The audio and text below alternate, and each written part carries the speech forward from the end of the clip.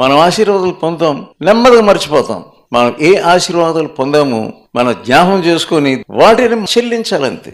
ఏదైతే నిబంధన చేసుకున్నాము దానిని మర్చిపోయి మనం ఏం చేస్తుంటే దేవుని ఆశీర్వాదాలనే చూస్తూ ఉంటాం. చాలామంది పరీక్షలో పాస్ అవుతే అని ఒక మొక్కుబడి చేసుకుంటారు. నేను ఇలాగా ఆశీర్వదించబడితే నేను దేవునికి ఇది చెల్లిస్తాను, లేకుంటే నా జీవితాన్ని మార్చుకుంటాను. మనము మొక్కుబడి చేసుకున్నప్పుడు బైబిల్లో ఏముందంటే మనం దానిని మర్చిపోకూడదు. ఒకవేళ మర్చిపోతే ఏమొస్తుందంటే మనకి కీడు వస్తుంది. మనకు దేనికో కీడు వచ్చింది అని అనుకుంటాం. ఇంకా వేరే పిల్లలు లేరు, ఆ పిల్లవాడు చిన్నవాడు ఏ సాకులు చెప్పలేదు, ఇక నుంచి నేను దేవుని సన్నిధిని నేను అలక్ష్యం చేయను.